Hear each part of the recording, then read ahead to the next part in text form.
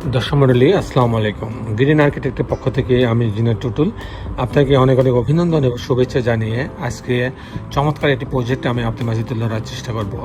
এটা হচ্ছে 14 শতক জমিতে 14 শতক জমিতে ওনার জমি আছে 17 শতক। পৌরসভার নিয়ম অনুযায়ী সব দিকে সেটব্যাকের জায়গা ফেলার পরে আমরা 14 শতক ব্যবহার করছি। 14 শতক জমিতে আপনার বেসমেন্ট সহ 4 ইউনিট একটা বাড়ির প্ল্যান ডিজাইন এবং খরচের হিসাব আমি আপনার মাঝে তুলে ধরার চেষ্টা করব। এবার ছাদটাকে চমৎকারভাবে ডেকোরেট করা হয়েছে, ছাদে সুইমিং পুল রাখা আছে, বেসমেন্টটাকে চমৎকারভাবে ডেকোরেট করা হয়েছে। সব মিলায়ে এটা একটা আধুনিক একটা দৃষ্টিনন্দন বাড়ির ডিজাইন আমি আপনাদের মাঝে তুলে ধরার চেষ্টা করব। দর্শক বন্ধু, আসাদুজ্জামান নামে এক ভদ্রলোকের জন্য এই বাড়ির ডিজাইনটা আমরা তৈরি করছি। আমি একটা কথা আপনাদেরকে প্রায় বলে থাকি, যখন আপনারা বহুতল বাড়ি করবেন তখন অবশ্যই অভিজ্ঞ একজন আর্কিটেক্ট ফার্ম কিংবা কনসালটেন্ট ফার্মের নিকট থেকে আপনি ডিজাইনটা করবেন। যাদের অনেকগুলো ইঞ্জিনিয়ার আছে এবং অভিজ্ঞ আর্কিটেক্ট আছে, অভিজ্ঞ সিভিল ইঞ্জিনিয়ার আছে। কারণ এই বহুতল বাড়ির জন্য সবচেয়ে বড় যে দিকটা সেটা হচ্ছে আপনার স্ট্রাকচারাল ডিজাইন, যেটা সিভিল ইঞ্জিনিয়ার করে দিয়ে থাকে। স্ট্রাকচারাল ডিজাইনে যদি আপনার ভুল হয় কিংবা সয়েল টেস্ট যখন করা হয়, সয়েল টেস্টের রিপোর্টে যদি কোনো ভুল থাকে তখন কিন্তু আপনার কয়েক লক্ষ টাকা খরচ বেশি হয়ে যেতে পারে। আবার আপনার ভুলের কারণে কিন্তু বিল্ডিং ধসে পড়তে পারে, ফাটল সৃষ্টি হতে পারে, তখন কিন্তু আপনার কোটি কোটি টাকার কিন্তু আপনি ক্ষতিগ্রস্ত হবেন। তাই আমি সবসময় আপনাকে অনুরোধ করব যে আপনারা অবশ্যই অভিজ্ঞ যারা আছে তাদের কাছ থেকে এই বহুতল বাড়ির ডিজাইনগুলো করবেন। যে কোনো বাড়ির ডিজাইন করার জন্যই আপনাকে অভিজ্ঞ যারা আছে তাদের কাছে যাওয়া উচিত। তাতে আপনি খরচ কিছু বেশি, প্রাথমিক খরচ ডিজাইন খরচ বেশি মনে হইলেও আপনি কিন্তু মানে আসলে কিন্তু আপনি লাভবান হবেন। আপনি কিন্তু কয়েক লক্ষ টাকা কিন্তু দিয়ে আপনার খরচ কমবে, বাড়িটা সুন্দর হবে, বাড়ির ভিতরটা সুন্দর হবে, খোলামেলা হবে, সব দিক থেকে কিন্তু আপনি লাভবান হবেন। এবং বাড়িটা ভূমিকম্প সহনীয় হবে, ঘূর্ণিঝড়ে কিংবা যে কোনো দুর্যোগে বাড়িটা মাথা উঁচুকে দাঁড়িয়ে থাকতে পারবে।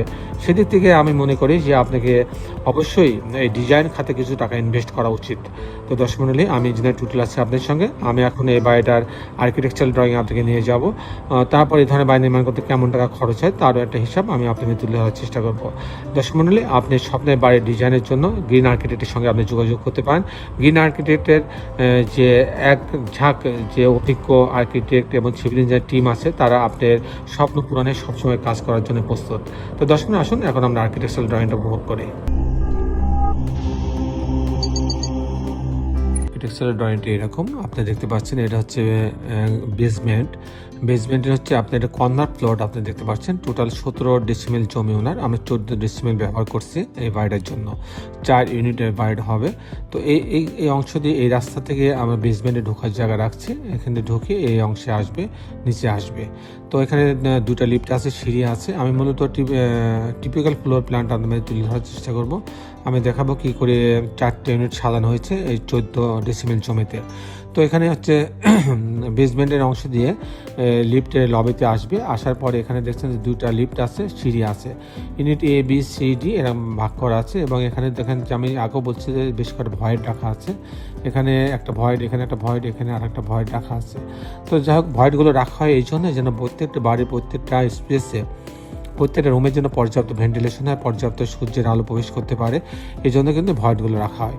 তো দর্শক বন্ধুরা, আমি যদি ইউনিট এটাতে দেখাই যে আপনি লিফট থেকে নামার পরে এই অংশটি ইউনিট এতে ঢুকবে। ঢোকার পরে একটা ড্রয়িং রুম পাচ্ছে, বেশ বড় একটা ড্রয়িং রুম পাচ্ছে। এখানে একটা ডাইনিং, টোটাল হচ্ছে 1425 স্কোয়ার ফিট। এখানে একটা ডাইনিং রুম আছে, ডাইনিং রুম। আর এটা একটা কমন টয়লেট রাখা আছে ডাইনিংয়ের পাশেই। এখানে একটা কিচেন রাখা আছে। আর এটা একটা বেডরুম, এই বেডরুমটার সঙ্গে একটা টয়লেট অ্যাটাচ করা আছে, একটা বারান্দা রাখা আছে।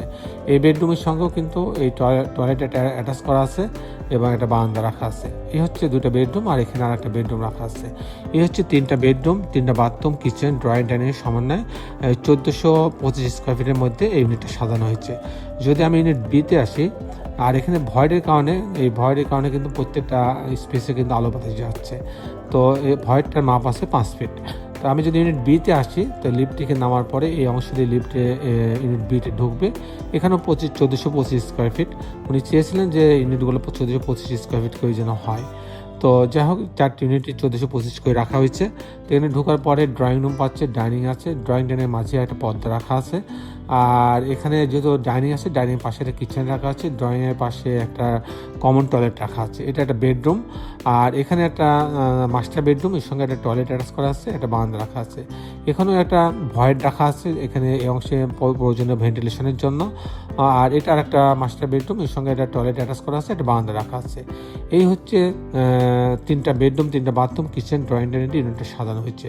এভাবে ইউনিট সি এবং ডিও একই রকম 1425 স্কোয়ার ফিট করে সাজানো হয়েছে এবং প্রত্যেকটা ইউনিটের 3টা করে বেডরুম, 3টা বাথরুম, কিচেন, ড্রয়িং ডাইনিং দিয়ে সাজানো হয়েছে। তো দর্শক মণ্ডলী, আমি এখন আপনাদের দেখানোর চেষ্টা করব যে এই ধরনের বাড়ি নির্মাণ করতে কেমন টাকা খরচ হয়, তার একটা হিসাব আমি আপনাদের তুলে ধরার চেষ্টা করব। দর্শক মণ্ডলী, এটা হচ্ছে 11 তলা বাড়ি বেসমেন্ট সহ। সেক্ষেত্রে আপনার পাইলিং লাগছে আমার 100 ফিট পাইলিংয়ের প্রয়োজন হচ্ছে। তো এখানে আমরা জানি যে যদি 100 ফিট পাইলিং হয় সেক্ষেত্রে আমাদের কাঠাপ্রতি প্রায় 20 থেকে 22 লক্ষ টাকা খরচ হবে। তো সেক্ষেত্রে পাইলিং খরচ এরকম আসবে কাঠাপ্রতি 22 লক্ষ টাকা। আর এই ধরনের বাড়ি যদি আমি একটা কমপ্লিট করতে চাই পাইলিং সহ, বেসমেন্ট সহ, আপনার হচ্ছে লিফট সহ, জানলা দরজা রেলিং গ্রিল কাস্টিং সব সহ, সুইমিং পুল সহ, সেক্ষেত্রে আমার 3000 টাকা স্কোয়ার ফিট খরচ হবে। 3000 টাকা স্কোয়ার ফিট খরচ হবে। সেক্ষেত্রে এরকম একটা বাড়ি যদি আমি তৈরি করতে চাই তাহলে টোটাল আমার খরচ হবে 20 কোটি টাকা। 20 কোটি টাকা হলে 14 ডেসিমেল জমিতে এরকম একটা 11 তলা বাড়ি করা সম্ভব। দর্শক মণ্ডলী, আপনি যারা এতক্ষণ আমার ভিডিওটি দেখলেন সবাইকে আমি আমার প্রতিষ্ঠান গ্রিন আর্কিটেক্টের পক্ষ থেকে অনেক অনেক অভিনন্দন এবং ধন্যবাদ জানাচ্ছি। দর্শক মণ্ডলী, শেষে বলে একটি কথা, আসুন আমরা সবাই আমাদের এই সুন্দর পৃথিবীটাকে সুন্দর রাখার জন্য অন্তপক্ষে একটি করে গাছ লাগাই। সবাই ভালো থাকবেন। আল্লাহ হাফেজ।